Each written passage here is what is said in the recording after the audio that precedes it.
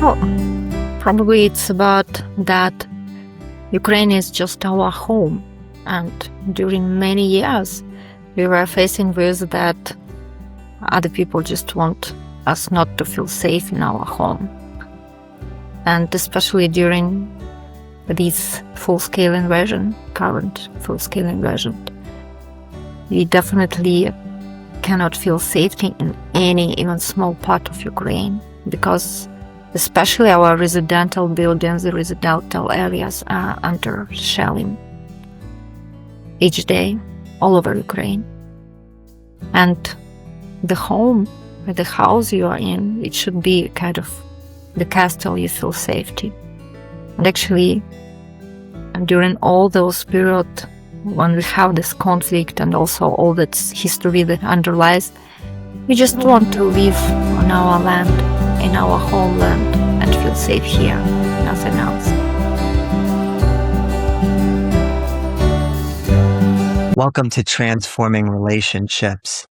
We have a very unique episode today. We're very excited to introduce two esteemed colleagues from Ukraine to talk to us both on a personal and a professional level about living and working on the front lines of a long-running war between Ukraine and Russia. And anyone who has been following understands that this war immediately has run for 4 years. But if you go back to the conflict in Maidan Square and the Russian military actions afterwards, this is a 12-year conflict.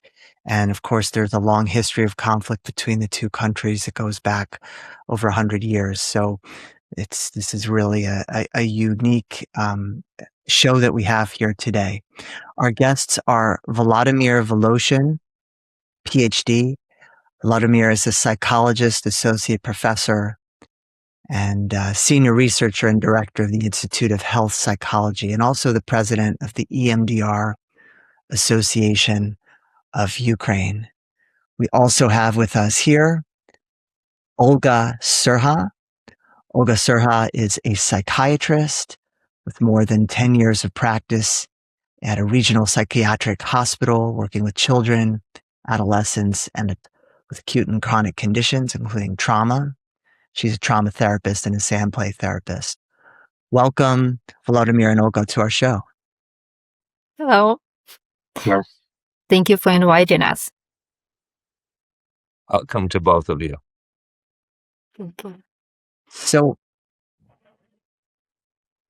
if there was one thing more than anything that you would want our guests, our listeners, to know about what you are living through, what would that be? Mhm.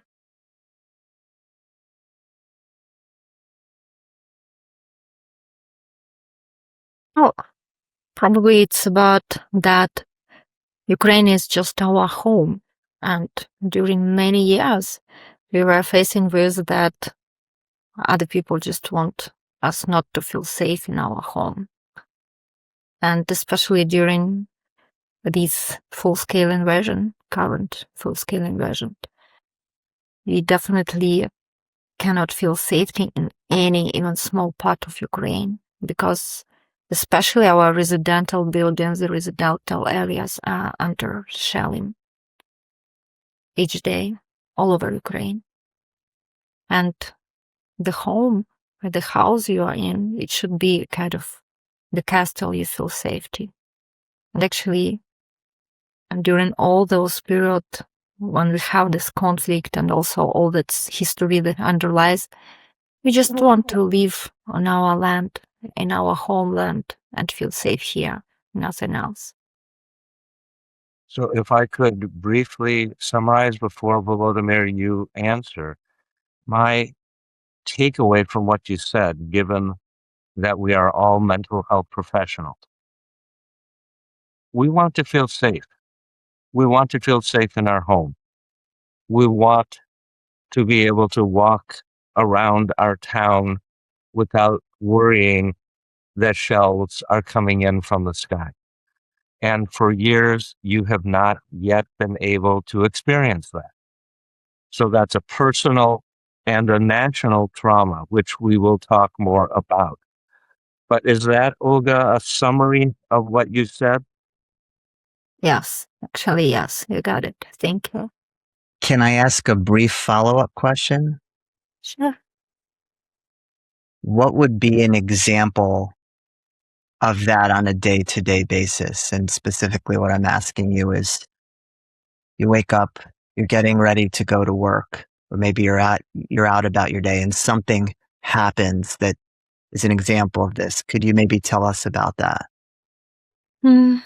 Well, in any moment, you can just hear the siren. The siren actually means that the danger is coming, and it's just then you just can wait. Will it hit you or someone else or any other place? Actually, it's also like we need to go to the shelters, and a lot of agencies and stores and organizations, they really stop to work, stop to perform what they are performing because they also need to go to the shelter. So actually you cannot really schedule your day and your daily life and be sure in your schedule because it can interrupt, and you need to go to the shelter, and the agencies workers need to go to the shelter. So for example, I had an appointment in one of the agencies, and I need to go there for 3 times because 2 times when I came and when we started to deal with the stuff I need to do there, we just hear the siren and we just need to stop it and rush to the shelter. So actually I could do it in 1 visit, but I needed 3. And how do you adjust your life to those kinds of changes? What is that like emotionally? Well, this is definitely about that you really need to adjust to like moment to moment. So during this full-scale invasion, also we had a lot of other difficulties, for example, as the absence of electricity for many hours or even for several days in a row. So you just live your life here, just really feeling that this place is still your home.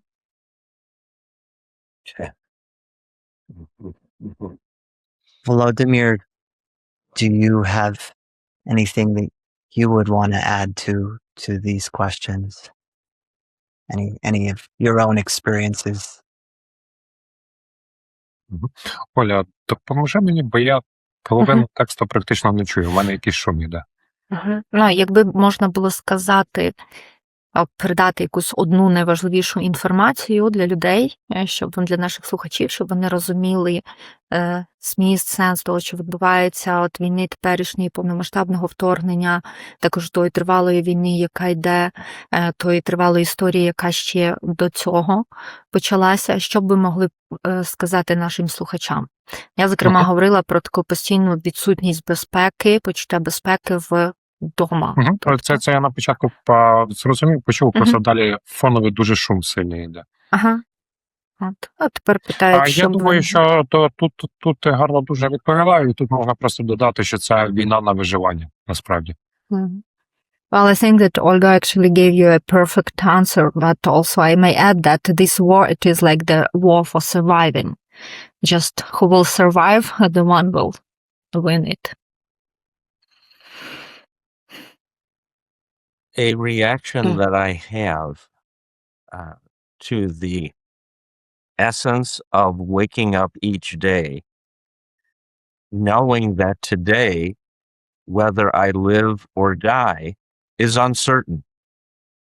It depends on whether I hear the siren and whether the siren is close to me or far away.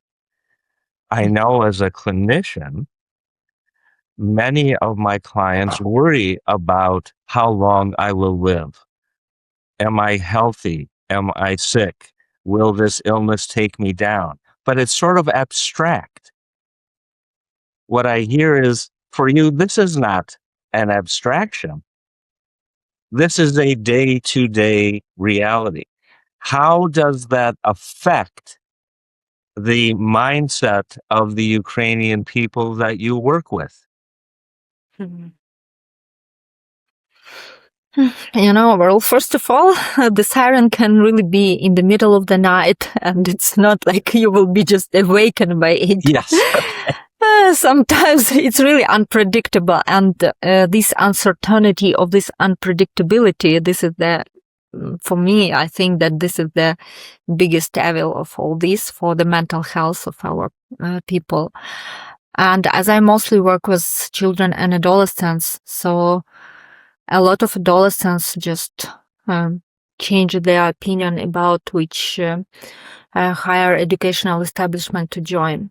So a lot of them who never had any plans to study abroad, they really changed their opinion because of the safety issues. And many of them who go abroad to study, they still live with the idea that they will come back one day, and that they are doing this just to preserve their life.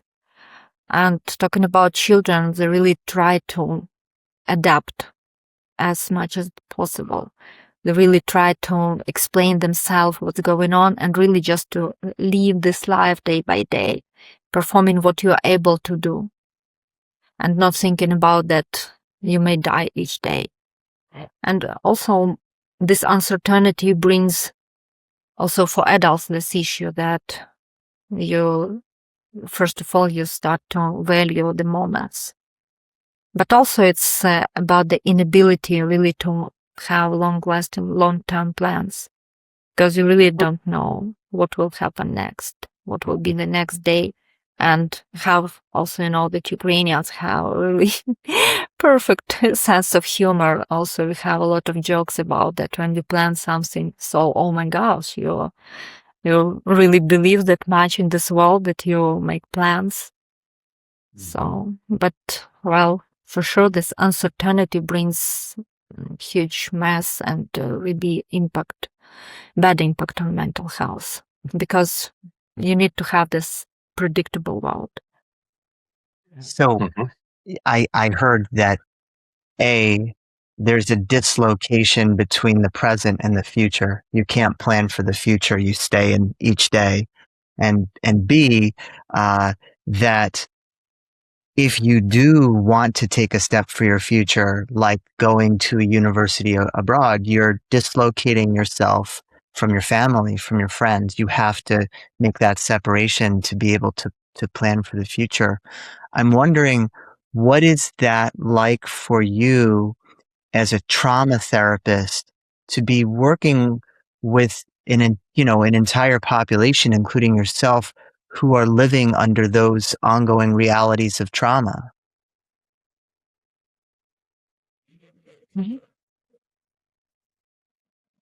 Володимир, як вам працюється з травмованими людьми, усвідомлюючи, що ви також живете в ситуації травми? So to answer this question, probably I would like to start with answering for the previous question. Якщо ми будемо відслідковувати динаміку, що відбувалося зі свідомістю, зі станами людей з початку війни і до цього часу, So if we will just monitor what was happening with the awareness of people, like starting from the beginning of the full-scale invasion and just holding this line up to today, ми можемо сказати, що на початку люди, звісно, більше тривожилися, думали, що буде вибухи, смерть, не смерть, виживу я зараз, не виживу. So we can understand that at the very beginning of the full-scale invasion, people were much more anxious, and they had a lot of more worries about, will I survive or not? Do I hear any explosions or not? What is this noise? А далі запускаються адаптивні механізми наші, які допомагають нам виживати, і люди починали концентруватися більше на тому, що вони можуть зараз конкретно зробити в свій день, тобто їхню активність. But then later, for sure, the adaptive mechanism just switched on, and people became mostly focused on their basic daily life routines, just thinking about what they can do, what they can perform these days. І після більш глибшого чи тривалішого прийняття тієї реальності нової з обстрілами, яка відбувалася, And later was kind of a deeper acceptance, perception, and awareness of the new reality they are living in, the new reality full of explosions, full of bombing and shelling. відбулося навіть планування. Тобто люди вже почали жити не одним сьогоднішнім днем, а почали планувати там на декілька місяців, на рік наперед, відновилося будівництво і багато чого іншого, що на це вказує. So people started to have some plans for the future. For example, people started to have some plans for a few months or even a few years ahead. So now we can also see that new residential buildings started to be built. So this is the sign of this adaptation. Тобто то, що зі сторони людей, які не знаходяться на цій території, виглядає дуже жахливим, для нас воно вже стало звичним частиною нашої реальності. So for all the people who are not in Ukraine, everything what's going on here, it sounds like something really awful and terrible, but for us it turns to a kind of a new everyday reality, the reality we're just living in. Так адаптується наша психіка, і це нормально, і це допомагає людям продовжувати далі життя. And actually, this is normal because this is the way how our mind is adapting to the way of life, and this is the only possibility to continue the life. Звісно, ми, як спеціалісти з психічного здоров'я, розуміємо, що рівень здоров'я населення на цій території, звісно ж, відступив, скажімо, з норми такого здоров'я середньостатистичної в сторону більше нездоров'я. But as a mental health professionals, for sure, we understand and we can state it that the total kind of mental health conditions and the mental health state of our people, it really stepped back from the kind of average normal position closer to unnormal, to subnormal. Угу. І це проявляється на психічному здоров'ї, так само і на фізичному. Фізичному я маю на увазі значна кількість захворювань помолоділи, ну і відповідно скоротилась тривалість самого життя. And we can observe this decreasing of the quality of mental health and the general health of our population, really on both levels, on psychological and on physical. So for sure, a lot of psychological disorders and also talking about physical disorders. A lot of diseases began to start in a much younger age than it was before, and the average length of life also became much shorter. І, скажімо, подібні речі вже були досліджені в інших війнах. And the similar things were find out in research provided in different wars that were held before this. Але особливості війни в Україні відрізняється як і інтенсивністю бойових дій, так і висвітленням мас-медіа цих подій, тобто постійною включеністю людей в ті події, які відбуваються.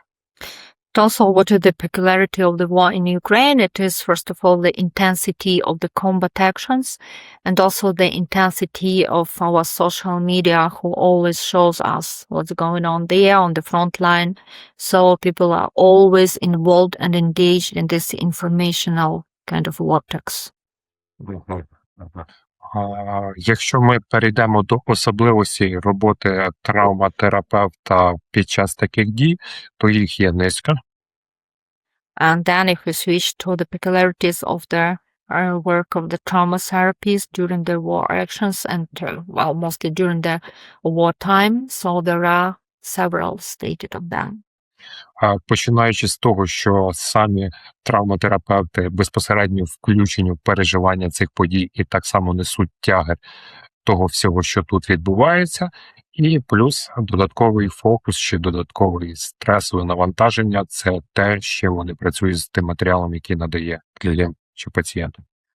So, first of all, it's about that our trauma therapists are living in the same conditions and they are also involved in this wartime, really facing and experiencing everything what's going on. And kind of the second point of their work is that they need to focus on helping the people who suffer.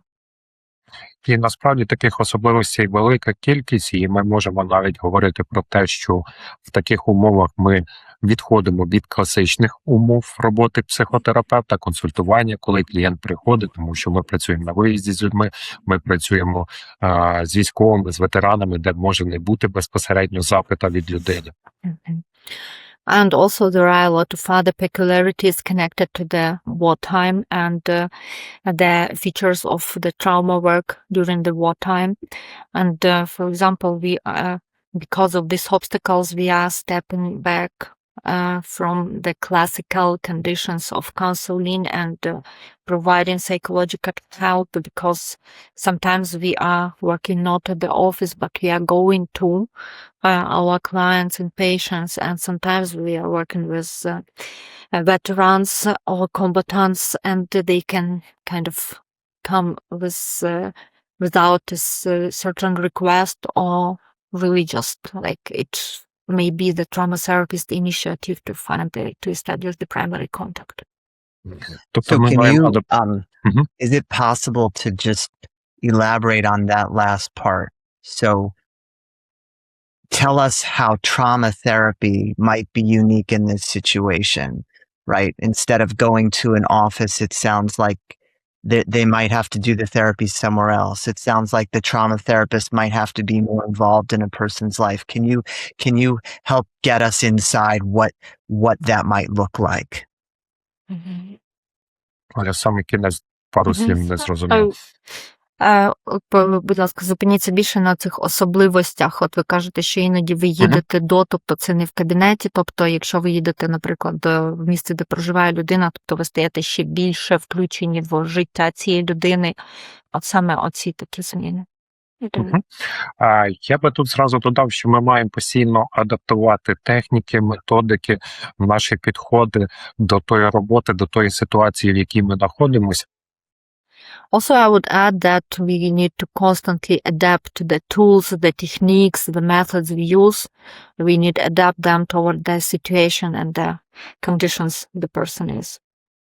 І ця робота може бути рідше, вона йде як в кабінетах, може бути на виїзді, може бути на вулиці, може бути в підвалах, може бути на полі. So now this work is performed in their offices, much more rarely. Mostly we can work at the kind of at the place where the patient is, or even in the bomb shelters, or even in the basement, or even in the field. Can you give us an example from your work with a patient where you did this, obviously protecting confidentiality? Ну, приміром, це може бути робота в госпіталях. Oh, for example, it can be a work in the hospitals, military hospitals. Це може бути, приміром, робота, якщо я комунікував з колегами, які працювали після останнього обстрілу Києва, коли склався будинок повністю. То де це була робота? Біля будинку? Робота зразу безпосередньо з людьми, кризові психологи. Also, it can be the work of the crisis psychologists, so who provide the crisis psychological help. They definitely place on where something happens. For example, recently, as Volodymyr says, I communicated with my colleague who was counseling and providing the crisis psychological help at the place where this night there was a hit, the missile hit in the Kiev, in the also residential part of Kiev. So he was there on that place where the huge high residential building just fell down because of the explosion, and he was there just helping people who suffer, who were there. So I want to add something. Тут я думаю, що доречно додати то, що ми працюємо в тому середовищі, де відбувається постійна травматизація. Я маю на увазі, що у нас клієнт може бути раз травмований, і поки ми з ним працюємо, він отримує ще одну іншу травматизацію, так само втрату. Тобто людина переживає втрату, і в неї інша втрата. Also, I'd like to mention that we work in the environment where people are facing with kind of constant traumas and losses. For example, while working with the patient about his one trauma and during your work, so like between sessions, the client can have another one trauma, or working with one loss, in between sessions he can face with another one loss. So it is something that constantly is happening and happening. And that's precisely what I wanted to ask about. All four of us know that there is the idea in early development that there is the normal experience of a relationship rupture, but then the person has a chance to repair, rupture, repair, rupture, repair. And as long as the repair is good, the trajectory of the person's health is pretty good. What I hear, and Olga, if I have to stop, just tell me if you feel you need to translate. Should I continue? It's okay? Я тут буду просити перекладу, бо я половину не окей. чую точно. Okay, so Volodymyr will... То може поміняй наушники? А тут не наушники, тут в мене і перед тим було якийсь шум іде. Ага, ну да. От Девід каже, що хотів би якраз на цьому зупинитись і повернутися до питання, ну, от, зокрема, розвитку дитини, от раннього розвитку, і якби в стосунках, взаємовідносинах між дитиною та її оточуючим середовищем час від часу бувають якісь моменти, коли якби щось втручається, але дитина якби відновлює свою прив'язаність, відновлює ці стосунки, і так відбувається раз за разом. Щось втрутилось, щось там ніби трошки пошкодило це, але далі дитина може відновити свою прив'язаність. Це якби в нормальному середовищі. So my question is, in Ukraine, I am curious how you create the safety, the predictability, the security for repair. Because as you just said, you might have a trauma on Monday, and by Thursday you had another loss, another trauma. So how do you create a setting where there can be recovery and repair when there is so much unpredictability day to day? Тому хочу запитати, а як ви створюєте в Україні цю ситуацію безпеки, ситуацію передбаченості, створюєте оцей безпечний сеттінг для того, щоб люди могли відновитися, тому що, як я чую, ну дійсно все не передбачено. Наприклад, так, в понеділок людина отримала травму, і до четверга вона може отримати ще одну травму. То як же ж ви створюєте це безпечне середовище для людей, в якому вони могли б відновитися?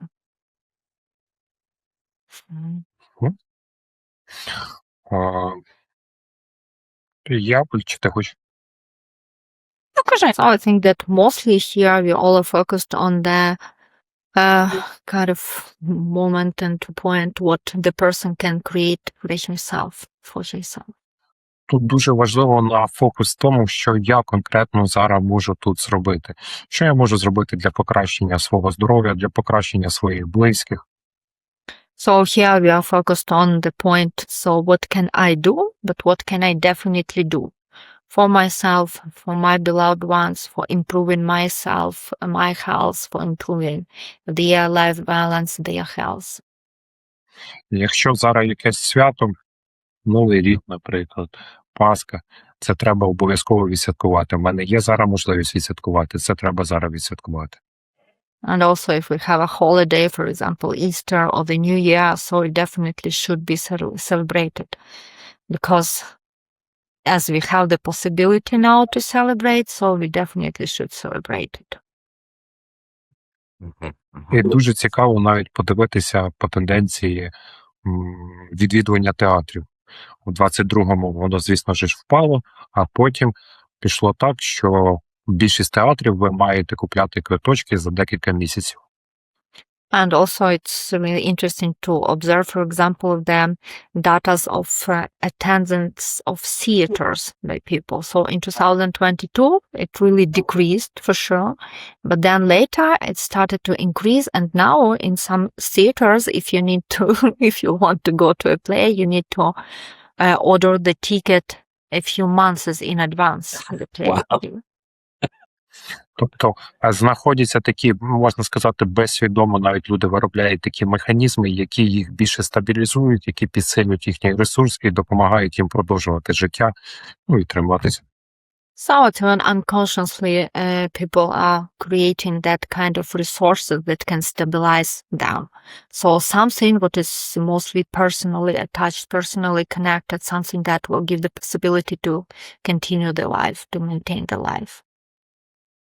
And I want to draw And attention to, I think, something very specific linking what you just said there to the beginning of the show.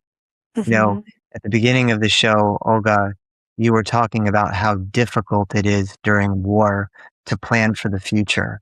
And I hear that that is still very much the case. But in your response, Volodymyr, what I heard is that in the attitude of the Ukrainian populace, the attitude is, well, we don't know what the future holds, but we do know that we're going to go get those theater tickets 3 months in advance. Yes. І тут не тільки про те, що з одної сторони і складно щось планувати, тому що ти не знаєш, що завтра відбувається. Але якщо ти плануєш, це дає також носить твоє життя певну стабільність. yeah, and it is like both of those issues. So first of all, for sure, it's really hard to make some plans because you really don't know what will happen next. But also if you have some plans yet, so it gives some kind of stability into your life. Люди все одно потребують певного опору. Because people always need something to lean on. How does that apply, Olga, to children who are they have a very different cognitive appreciation of the future, right? Younger children, the future means between now and dinner. Okay. So when every day is filled with so much uncertainty, how do you work with children to create a sense of a future, of safety, of what I'm going to do tonight or tomorrow? Talk a little bit about the work with children.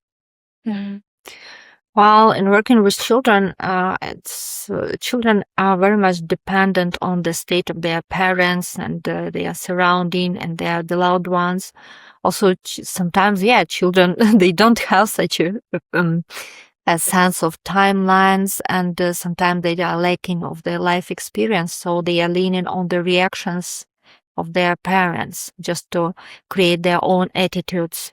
So in work with children, it's extremely and crucially important to give some calmness to their parents and also to give some sense of certainty to their parents. So then the parents should be that basement, that column for their children to lean on. And, for sure, children have this feeling of short period for future, but it's also quite positive because in most cases, you can be sure at least for this a few hours ahead. So it is the planning that still it's planning. It's creating some small certainty, even though it's just for now for a few hours, but for the children, it can be really like having some plans. And also it's very much important for children to create kind of at least abstract plans, but connected to something that will kind of definitely happen if it happens. For example, plans for the summer itself. Like when it will be the summer, then we will have this or that. And while talking about, as Volodymyr mentioned, the family holidays, it's also very much important for children to have connections with their family members, and even though they can be really divided, and sometimes the family is really divided for several parts, and people can be abroad in different countries, being refugees, and some part of the family will be in Ukraine. But here it's very much important to give this kind of a small piece of predictability, like those contacts with people who are important for the children, for example. And here it's really blessing that we have internet connection and we have videos and video connection.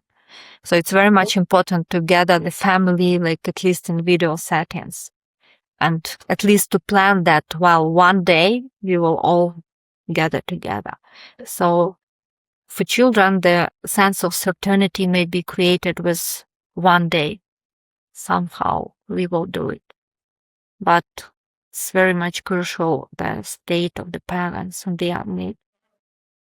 So if a parent came to you in significant distress, they were anxious, they were panicking, how would you work to instill calm with them with that in mind to provide that predictability for their children? You know, if in general we can divide it for kind of two parts.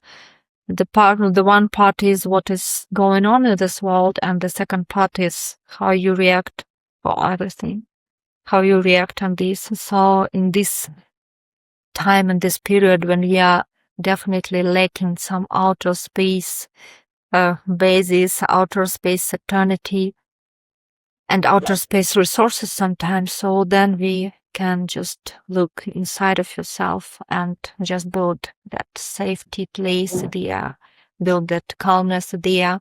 So here and with parents, work quite a lot just for establishing their inner peacefulness and calmness. We usually do a lot of breath work, grounding work, and meditation works just to establishing this calmness, at least inside.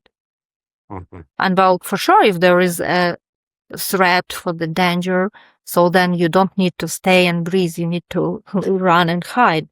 But if there is at least some kind of physical safety, then it's really very much important to establish your inner safety. And also, this is about the contact between parents and children. And many times, and mostly it is in non-verbal level.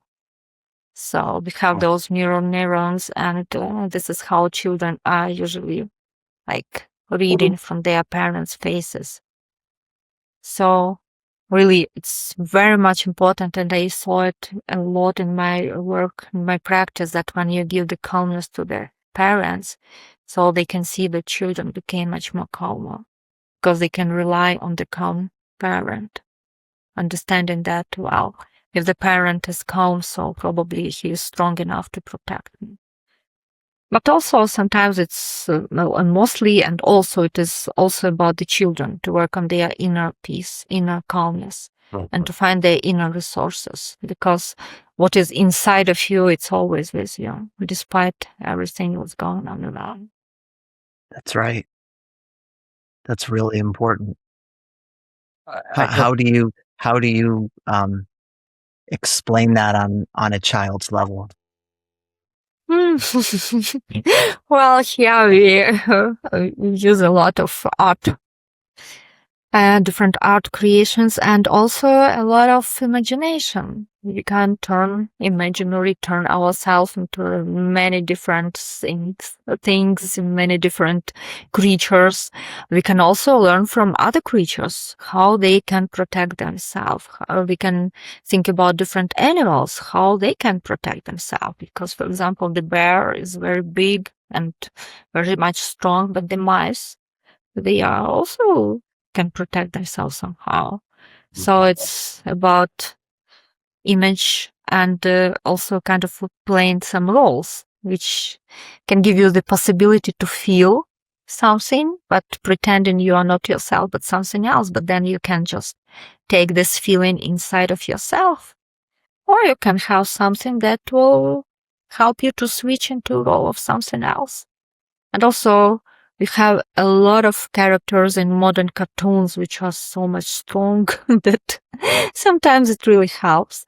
And also, in modern cartoons, you can find a lot of different characters who has really hard life history. And it's also sometimes very much interesting when children and adolescents are describing some cartoon characters. And it's like a history books that really connects to a lot of hard challenges. But then, well, in all the cases, that there always should be happy end in the cartoon. So it also gives some hope for the children. Volodymyr, I wanted to ask a question picking up on what Olga has been talking about. So with children, the role of imagination, how it feels on the inside, seems very, very clear and very powerful. Adults have often a more cognitive framework. What is real, what is false, what is possible, what is not possible. How do you work with the balance between creating possibilities, fantasy, without a person saying, you're crazy? And on the one hand, and on the other hand, I should say, not being so focused on the reality that a person says, there's no point. So how do you find hope with adults between fantasy, possibility, and the reality of the day-to-day? How do you navigate that? Мгм. З дітьми можна добре працювати з травмою. Як ви витримуєте цей баланс в роботі з дорослими, як ви їх вдало скеруєте між фантазіями і суворою реальністю, що вони все ж таки можуть щось собі створити в уяві, але також і дотичні до той. Коли ми працюємо в травматерапії, і в нас людина знаходиться в нестабільному стані, і якщо ми її будемо занурювати в якісь фантазії чи опиратися десь нижче, тобто працювати з уявою, ми можемо погіршити значно її стан. So when we work in trauma therapy and we see that the patient's state is really unstable, so if then we try to really force this person to emerge into fantasies, we can really worsen the state. Тобто ми можемо її ще більше відірвати від тої реальності, якої є, і це значно погіршить її стан. Because by this we can kind of more and more detach this person from the reality the person is, and it really can worsen the state. І в цьому випадку дуже гарно, коли ми заходимо через когнітивну систему і пояснюємо, що відбувається з людиною, чому воно відбулося, і що далі буде відбуватися. And here in this case, as David, you mentioned the cognitive system, so it's really a good way to start with something cognitive. So to describe what's going on, to explain why does it happening, and also to explain how it will be going next.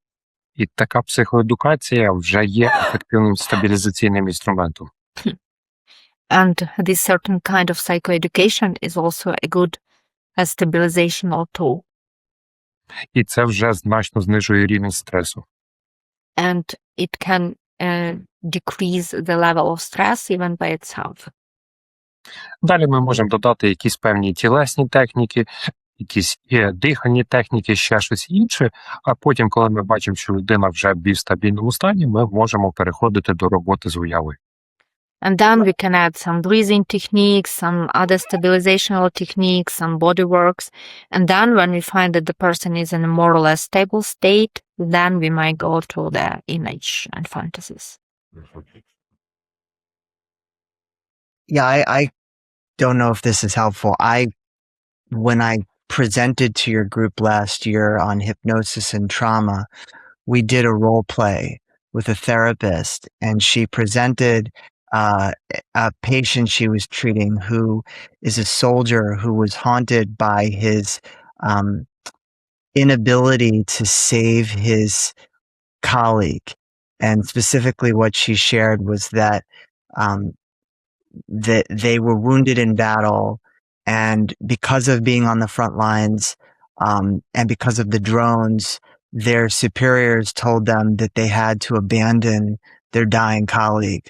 And so he was racked with guilt that, I should have done something to save him. Feelings of betrayal, like my superiors didn't tell me that that's what was going to happen. And when we did some hypnotic trauma repair work, what I identified in that moment that the hardest thing was the lack of control, right? The inability to have control over that outcome. And so one of the dilemmas, and I'm thinking about what you're saying here, is, well, I didn't want to just engage in pure fantasy of, oh, well, you can change that and your colleague lives. But so where I went with it was to imagine, okay, everything happened exactly the way that it did, but you can go back to the night before, the dinner you were sharing with your fellow soldiers, the moments you had together, and you can imagine what would you have liked to have noticed and experienced that maybe you couldn't have been aware of because you didn't know what would happen? What would you have liked to have experienced so that you can have some peace and some closure about that? And it felt to me, as a naive American doing a presentation, that was a powerful experience. But I'm curious from your perspective, given the dynamics you're talking about the sort of the tension between going too much into fantasy, how you might respond to such an intervention. Do you think that would be helpful? If not, what would you suggest? Мгм. А що б ви порадили? Наскільки ви вважаєте, ця інтервенція була вдалою? І на вашу думку, які могли би бути, наприклад, інші реакції на цю інтервенцію? І якщо ця інтервенція не дуже підходяща, то яку б ви запропонували? Мгм. Що ми скажемо? Якщо дана інтервенція принесла успіх, то вона вже була успішною. Well, if this intervention lead to some success, so we can definitely state that it was successful. І ця інтервенція досить гарно може спрацьовувати, коли людина в хорошому стані, коли в неї хороший достатній контакт з терапевтом, і вона знаходиться відносно безпеці. And actually, this intervention can works quite good when the person is in a more or less stable state, when the person is in a safe place, and when the person has a really good contact with the therapist. І виходячи знову з досвіду роботи з військовими, з ветеранами, дуже багато всього залежить від того, як дана людина, яку вона має підготовку. Чи вона практикувала раніше якісь техніки саморегуляції, бойові мистецтва, інші речі, тобто як вона буде відгукуватись на ті інтервенції, які ви робите, що пов'язані з уявою. And also it strongly depends on the previous experience of the person, the previous background connected to any kind of psychological preparation, any kind of experience connected to previous self-regulation techniques. Had this person any time having some self-calming exercises, and so this whole will be kind of the ground for the reactions of the person to this intervention. Як випадок був роботи з військовослужбовцем на рахунок технік уяви, виявилося, що ця людина має понад 15 років досвіду медитації. So, as an example, I can give an example of work with one of the veterans. So we were working with the imaginary, but I figured out that I learned from him that he had 15 years of experience of working with meditations. Тому фокус своєї свідомості утримувати, направляти і інші речі з цим робити у нього набагато краще, ніж в мене. So he could do even much better than I can to focus his attention to any point of this or that, also to switch in his awareness, also to kind of lead his consciousness to some other points, because he has really good background in this. He's skillful. One of the things that I'm hearing is that imagination, possibility, fantasy, hope may be important, but they have to wait until there's a degree of stabilization before you can build that. When I think about, well, first of all, let me ask, is that accurate with what you are both saying? Yes. Okay. Yes, because just before you will fly to some fantasies, you really need to kind of step stably on the ground. Mm-hmm. Well, when I think one moment, I add some information. When we work with military, we train them some different techniques. For example, тобто ми вчили технікам, Оль, прошу допомоги, як посилити контроль в ситуації. Тобто ти сидиш, наприклад, десь в приміщенні, відбувається обстріл, і ти на приміщенні рахуєш тріщини в стіні, береш якийсь дрібний предмет в руки, починаєш його крутити, ще щось інше. Тобто оці всі дії дуже посилюють відчуття контролю і, відповідно, знижують рівень самого стресу. So, working with the military sirens and incombatants, so we were teaching them some techniques which will lead them to increase the feeling of control in some situations which seems uncontrolled. For example, when they are in the building which is under shelling, so they for sure have a high level of stress. So then, just to increase the control of that place, a feeling of control, you can just count all the cracks on the wall you can see, or you can take something in your hands and just squeeze it, and just really concentrating on the feelings of squeezing. So such simple actions, but if you really concentrate on it, it bringing back you the feeling of control, and the feeling of control, it will decrease the level of stress the person will experience. Yeah. The reason that I ask is that a lot of my personal training rests in some of the work that is best represented by Viktor Frankl, okay? Who has these experiences in the death camps in World War II. So does he have control? No, the Nazis are in charge. Can he go where he wants? No, right? Does he have questions about whether he will live today or die today? Of course. So there is the reality, and what you're talking about now are the things we can do to get control in that reality. But then he also talked about the importance of hope, or the imagination of what's possible, as influencing which people lived or died, assuming they weren't taken out and shot. So it seems there is a need for both reality, stability, security, and the creation of some sense of possibility or hope or a future. Do you agree? And how do you cultivate that? Yes, you are right. The channel of belief is very important. And we talk as about belief, we talk as about different values. It's very helpful for people in this time. Well, I think also. I was just going Totally. to add, I think something I heard in your response too is that one of the things that really provides stabilization is relationship, which is the subject of our show, that you can be living through profound ongoing trauma, but if you have a stable relationship, that's really healing. Do you agree with that? And can you say more about that? Оля, ти бажаєш? Бо я потім можу додати.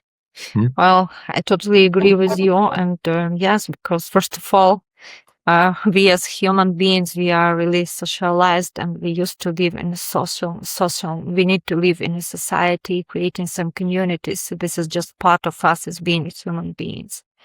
And also just coming back to David's remark about Viktor Frankl. So now logotherapy of Viktor Frankl is became highly important in Ukraine, and there are a lot of people who just desire to study it.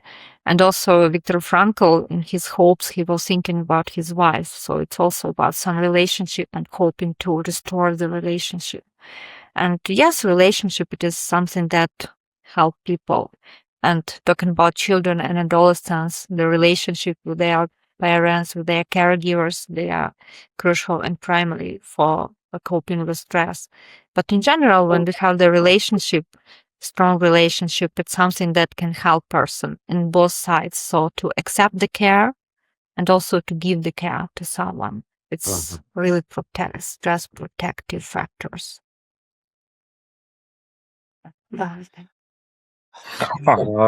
Ти майже все сказала, що насправді дуже соціальна підтримка, вона важлива, і що великим плюсом є в Україні, то що в нас як підтримка самої сім'ї, так і велика підтримка родини. And yes, I also would say that social support is extremely important. And what's really good, what we have now in Ukraine, it is that we have a good support like inside of families, but also we have a good support for the families. І то, що є унікальним, можливо, чи частково унікальним, чи для мене здається унікальним в Україні, це волонтерський рух, який безупинно з 2014 року активно працює. Тобто це підтримка не лише сім'ї, родини і такого близького оточення, а підтримка на рівні цілої країни. And also what I think we have unique in Ukraine, or maybe I just treat it as unique, or maybe I think that this is unique, but I think that the uniqueness of Ukraine and its situation, it is voluntaries. We have a lot of volunteers who have been working voluntarily, providing a lot of different voluntarily help since 2014. So it's really the support of the whole social, of the whole society, of the whole country. So it's not just the support within one certain family, but it is like the whole country is supporting one another. Can you make this more specific for our audience? We really just know about this in generality. I mean, what would be an example of a volunteer group? Either maybe it's one that you personally are involved with or you're familiar with. Tell us a little bit about such an example.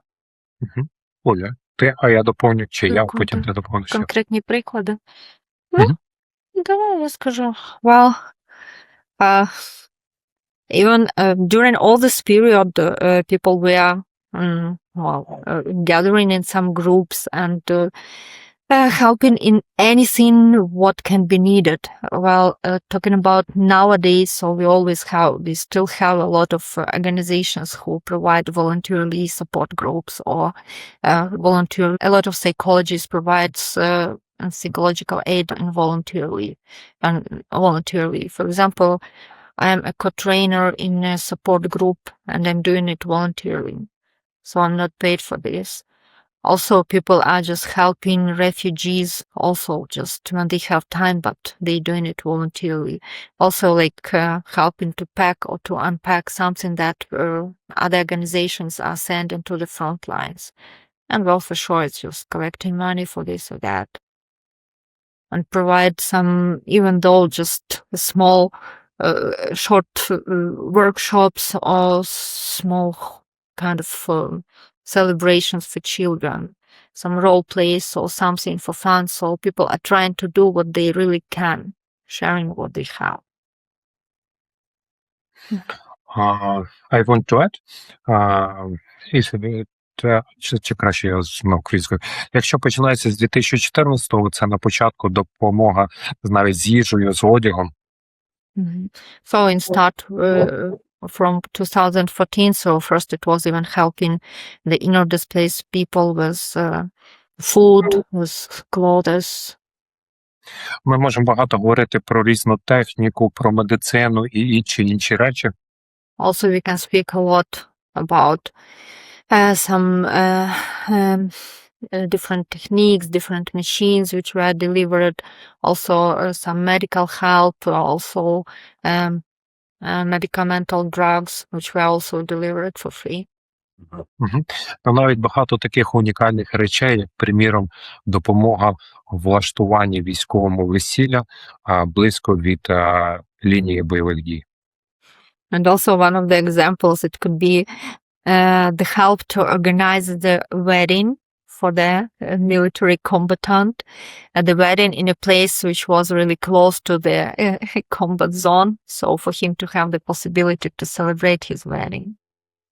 І цей волонтерський рух, він не перестає діяти, і безперестанку діє в нас 14-го року по наш час, тобто це вже понад 12 років. And all those volunteers, I mean, in general, not like the certain one, but so we have these volunteers working since 2014, and it is like all the time at the probably same level. So it's not decreasing since time is going. We still have those volunteering on a really high level. And if to count that we started it in 2014, so now it's more than 12 years in a row. І це дає підтримку і мотивацію як військовослужбовцям, це дає підтримку вимушено переселеним людям, які втратили свої домівки. And also it gives a huge support and motivation for the combatants, for the veterans, and also for the inner displaced people who were forced to move to another place because they lost their homes. І з іншої сторони, ми як терапевти розуміємо, що це дає дуже хорошу підтримку тим людям, які займаються волонтерством, які можуть щось зробити для когось. But also we as trauma therapists, we understand that it also gives a big support, the feeling of support for those people who are volunteering, who are helping someone else, who are sharing. I'm reminded of the work by a Buddhist neuroscientist, Matthew Ricard, who talks about one of the most powerful ways that we can support our own mental health is through what we do for the other, right?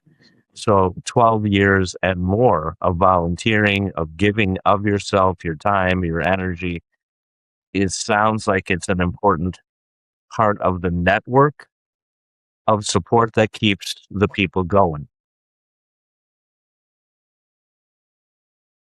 Yes, totally agree with you. Thank you for mentioning it. Yeah. Yeah. Yeah. Yeah. Well, go ahead, Eric.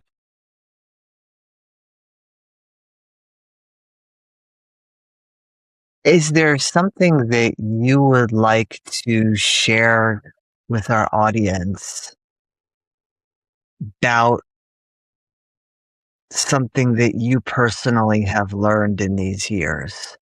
I think, I think you are sharing a lot of that, but, I think there are so many pearls of wisdom in the sort of larger lessons, but I'm also kind of curious, like, what are some personal experiences you've had that speak to these larger lessons? І особисто ви можете відмітити, які уроки для себе ви отримали за ці останні роки, що там нового ви для себе про себе дізналися. Я розумію, що ви дуже багато цим ділилися, тобто розповідали про це, але що б ви могли відмітити для себе, якби що ви отримали для себе за ці роки? Ніби що навчилися, що дізналися, що сформувалося?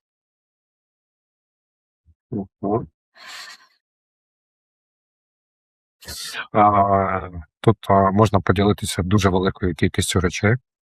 Well, here I can share with a lot of different things. Наприклад, таке, можна сказати, частково жартівливе, але не зовсім жартівливе. For example, something that will be partly covered with humor, but definitely not totally covered with humor. Коли в мене в будинку багатоповерховому, де квартира, здається, в 2020 році була невелика пожежа, і був повний коридор диму, і, відповідно, всіх людей виводили на вулицю. So when I guess in 2020, in the residential building where I live, I had a fire, and it is like a really high building. We have a lot of floors, but we had fire inside, and all the people were forced to leave their flats, and they all were gathering together and going outside. Після стуку в двері я спокійно став, зібрав вже підготовлені речі, тому що в більшості українців є підготовлені речі, які перш необхідні з собою забиратись. So after I heard the knocking in my door, I just calmly stood up, picked my belongings, which actually were prepared in advance because mostly Ukrainians have some really prepared some very much important stuff to pick up quickly if you need to go somewhere. І поки я от брав документи, ноутбук, подумав, так, зараз будемо на вулиці, це прохолодно, а треба ще термобілизну з собою покласти, і це без всякого поспіху, без всякого хаосу. So, and while I was gathering my documents and packing my laptop, I was thinking that, well, okay, I think that now we will stay outside for a while, so it's quite cold there, so I need to take some warm clothes. So I was doing it without any panic, just like thinking about what I need. Тобто значна частина цих речей робилася на автоматі. So most of those things I was doing just automatically. Але якщо сказати в загальному, то за ці роки в значній мірі пізнаєш себе, на що ти спроможний, наприклад, в нашій роботі, з чим ти можеш працювати, з чим ти не можеш працювати, де ти більш успішніший, різні такі речі. Well, but to talk in general, for sure, during these years, you can learn much more about yourself and your abilities, your capacities. Talking about our work, we learned a lot about what we can work with and what we cannot work with, what are we able to deal with and what not. Такі ситуації дуже гарно показують, хто навколо тебе в оточенні. And such situations really uncover who are some people around you. Ну, і багато таких речей. Well, and a lot of such, some other stuff. And also from my side, I can add that really it shows the value of the moment and the value of the life itself. So not to wait till kind of a perfect moment to do something. So you just need to do. And also, yeah, it's really about learning about your abilities, learning about what kind of person you are, learning about people around you, and learning about how to lean on yourself. Just what are you able to do for yourself and for some others. But also for me, it showed also this unity of our people and this communal unity. So, is there a community of mental health professionals that connect you to people in the southern or western parts of Ukraine so that you feel you are connected to a larger mental health community as opposed to the people closer to the front lines? Чи якісь організації, які створюють дотичність до людей, які живуть в південних, в східних частинах. Я думаю, що як сила інтернету. Well, well, in my work, I can say that actually mostly we don't need any kind of special communities which will connect us.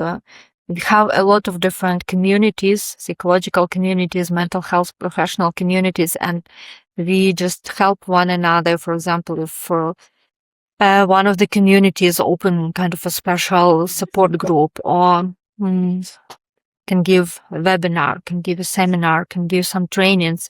So all the communities will really help you to find people who may need these and who will join it.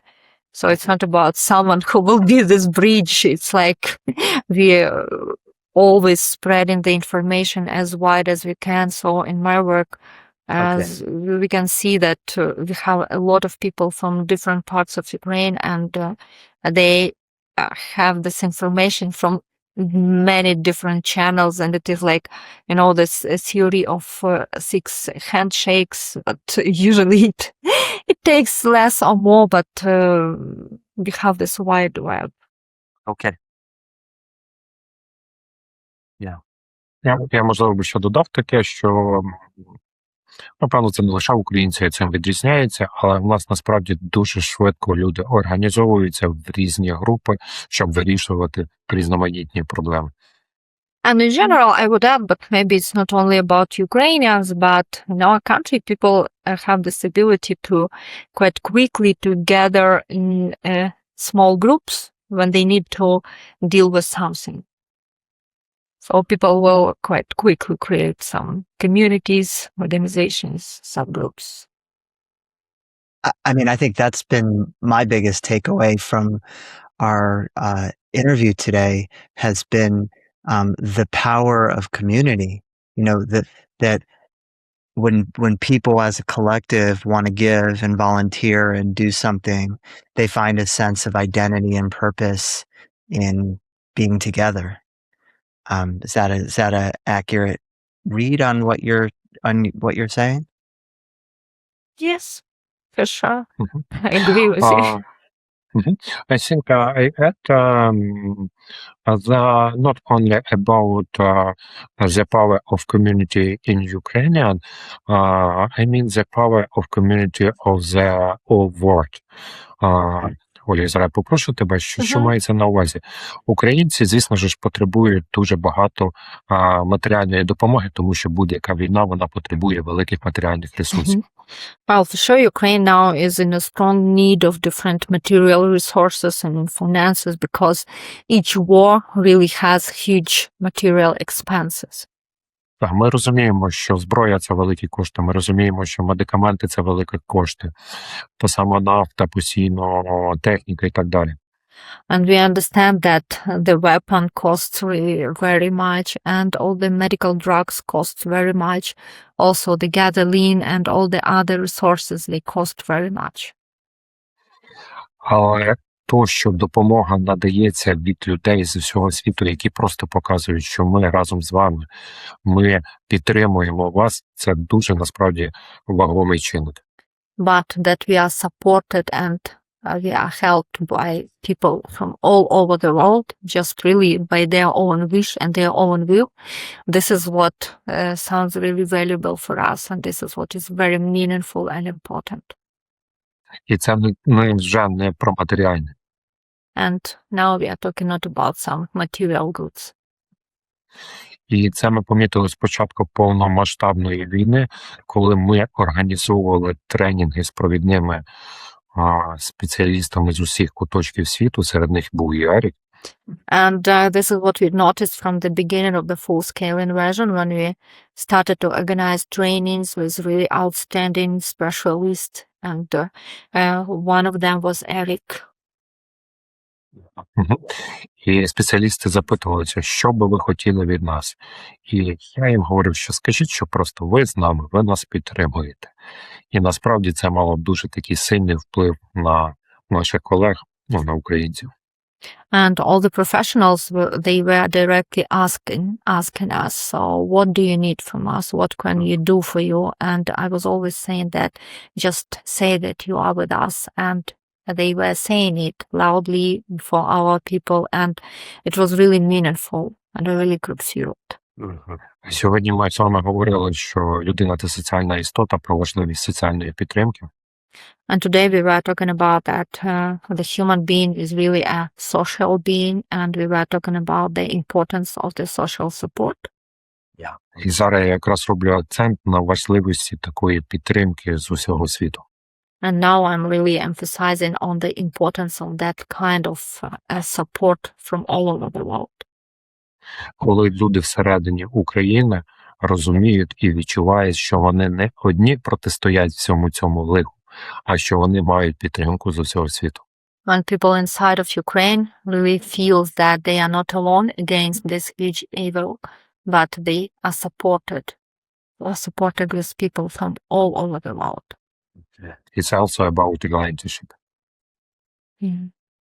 And also, like, coming back to your question about what did we get from the last years, for me, it's really, they told that first of all, they believe in the unity and community, but also a lot of good people it brought to my life. And this international support, and a lot of people were really finding ways. I mean, people from abroad were looking for some ways and possibilities to help, to support with something, and also with some training, some information. We created also several training programs. Also, just the feeling and realizing that people support you and people are looking for the way to support you, it is really valuable. Yeah, I mean, that's just so powerful. It's like how does the individual in Ukraine find healing? They find healing through their family. They find healing through their community. How does the larger society in Ukraine find healing? They find it through support of the world community, of people from different countries, stepping up and providing help. It's really just a reminder that we are all in this together. You can't fight a fight by yourself. You have to be supported and held in your community. Mhm. It's really profound. Thank you. Yeah. David, do you have any remaining questions before we wrap up? Well, I'll say this. I feel very strongly about this personally and professionally.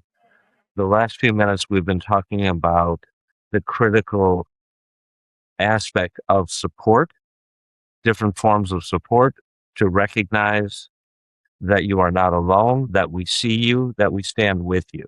So I completely agree. The unspoken part that I think needs to be spoken more is what Olga just said, and that is standing up against a great evil. We also have to call out the evil that exists. So it's not just supporting people in Ukraine. It's also calling out the evil being That's right. perpetrated against Ukraine. So there's a dual message, I think, that has to be communicated, at least from my point of view. Um, And I also, I think, David, to what you're saying, that the evil is, I don't know if a word can capture it, but it's fascism. It's authoritarianism. It's one, group trying to take away the rights of another group. I mean, it's, I'm not trying to get overly political here, but I think it's the evil is when people don't have the freedom to make choices for their lives, and it's about calling that out when that happens and taking action to try to right that. Well, I think you said, Eric, that what this interview reveals is the importance of different layers and levels of relationship within the person, within their family, community, the world. So what is the word that comes to my mind when we talk about what's happening? It's a process of dehumanization. We have to speak out against one group, one people, one person dehumanizing another, because once that is successful, then it's very easy to justify eliminating. So what I'm saying is, not only do I want to use our episode to call out and highlight what you have been experiencing and what you need and what you are yearning for, but I think the companion is to speak out against dehumanization efforts and activities. Yeah. I think that's a stabilizing force across the globe. And unfortunately, right now, there are many places across the globe where that message has to be given, from my point of view. So that's my soapbox message, my personal message. Before we finish, Olga and Volodymyr, is there anything else that you would like to share with our audience? It could either be advice or recommendations, ways that they can provide more direct help. I mean, what is there any sort of final message that you would like to share with us? mhm.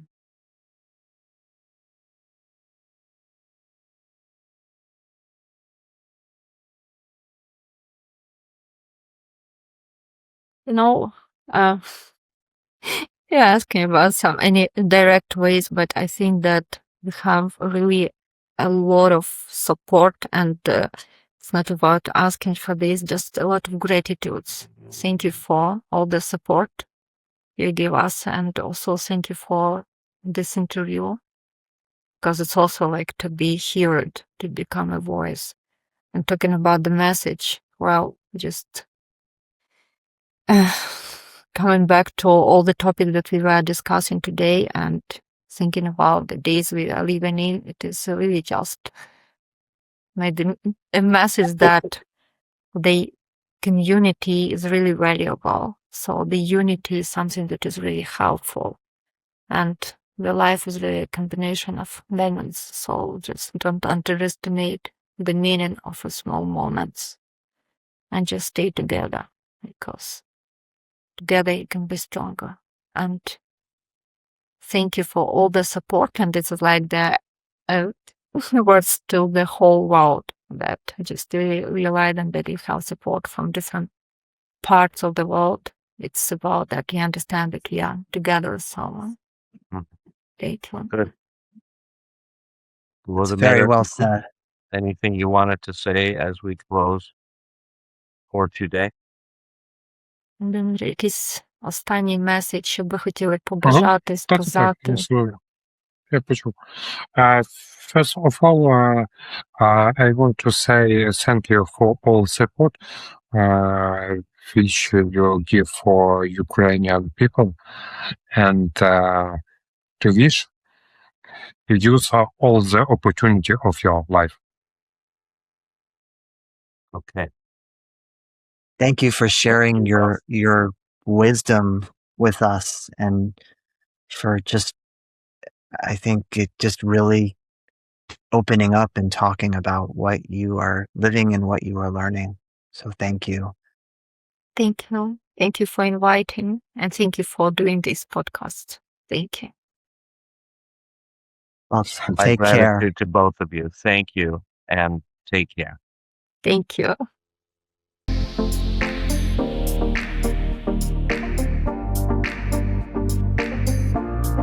As always, thank you so much for tuning in. We look forward to catching up with you again in our next episode. A quick reminder, while we are both doctors of psychology, this podcast is not a substitute for professional medical advice, does not offer diagnoses, or engage you in actual treatment. The conversations, the opinions of our guests, and any information that we share here are meant for your general knowledge, your learning, your inspiration, and your motivation to put some of our ideas into practice in your day-to-day life. Remember that everybody's body and everybody's personal health journey is different, so what works for one person may not be right for the next or for you. If you have questions about your health, any psychological or medical condition, or any changes that you're thinking about making to your lifestyle, your diet, your exercise routine, your medications, or some other aspect of your life, it's always best to talk with a qualified healthcare professional who knows your personal history. Never ignore or delay professional advice because of something you heard here with us. We want you to enjoy the show and to walk away with useful insights, but ultimately, you are responsible for your own health decisions. Please use your best judgment, stay curious, and always listen to your body. Take care, be well,